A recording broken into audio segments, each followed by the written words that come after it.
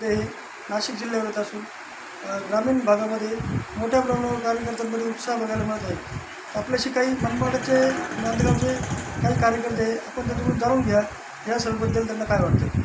अहो काय सांगाल, उद्या पंतप्रधान मोदी नाशिक जिल्ह्यात त्याबद्दल आपले काय म्हणू. लोकसभेच्या प्रचाराकरता येत आहे. आता जनतेने ठरवलंय अबकी बार 400 फिर एक बार मोदी सरकार, फिर एक बार मोदी सरकार.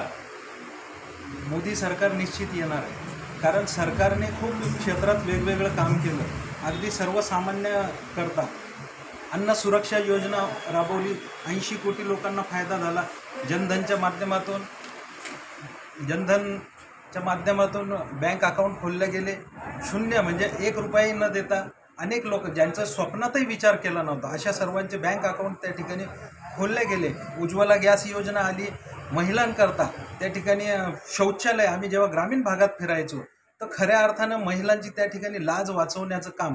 कारण संध्याकाळच्या वेळेस रस्त्याच्या कडेला शौचालयाला जावं लागायचं. गाड्यांचा उजेड आला की आमच्या माता भगिनी रस्त्यावर उभ्या राहायच्या. म्हणजे छोट्या छोट्या गोष्टींची दखल घेऊन घर तिथं शौचालय, घर आवास योजना, ज्यांना घर नाही त्यांना घरकुल दिलं. मोठ्या प्रमाणात 4 कोटी घरकुलं झाले. अजून पुनश्च 4 कोटी देणार आहे. म्हणजे प्रत्येक क्षेत्रात जेव्हा माणूस अडचणीत येतो, गरीब फार म्हणजे त्याला गरज राहते आणि त्याच्या घरात जेव्हा दवाखाना घुसतो त्यावेळेस घरातल्या महिला मंडळींना घरातलं सोनं नाणं त्या ठिकाणी ठेवावं लागतं. इतरांकडून पैसे मागावं लागतात, पैसे मिळत नाही. आणि याकरता त्यांनी 5 लाख रुपयाचा हेल्थ इन्शुरन्स काढला, 5 लाख रुपयाचा विमा दिला. प्रत्येकाला चांगल्या हॉस्पिटलमध्ये त्या ठिकाणी गरीबातल्या गरीबाचा विलाज होईल याची काळजी मोदींनी घेतली. 12 रुपयामध्ये इन्शुरन्स दिला, 340 रुपयामध्ये 10 लाखाचा पोस्टल विमा दिला. अशा वेगवेगळ्या फार चांगल्या योजना काढल्या. उद्या इथं आपल्या एकूण किती कार्यकर्ते जातात? आपल्या इथून आम्ही नांदगाव विधानसभा मतदारसंघातून साधारण 1200 गाड्या इथून जाणार आहे. फार जल्लोष आहे कार्यकर्त्यांमध्ये. सर्वसामान्य माणूससुद्धा उत्साहाने मोदींना परत 3ऱ्या टर्मला पंतप्रधान बनवू इच्छितो. कारण नुसतं इन्फ्रास्ट्रक्चर आणि हेच नाही तर देश सुरक्षित झालेला आहे. 370 कलम हटवलेला आहे. अहो हे राहुल गांधी काय बोलत आहे? 370 कलम मी पुन्हाच लागू करेल.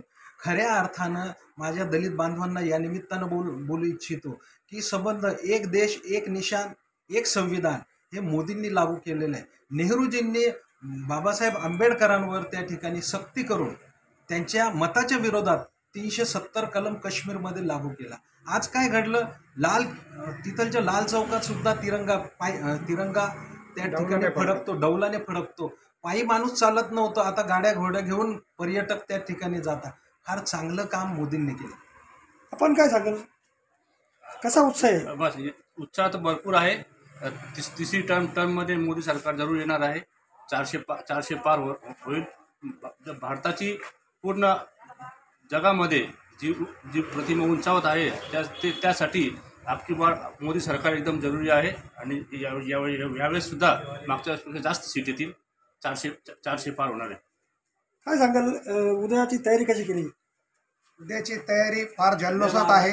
सर्वांना फार उत्सुकता आहे. आणि सुजलाम सुफलाम भारताकरता मोदी सरकार फार आवश्यक आहे आणि ते हॅट्रिक करतीलच.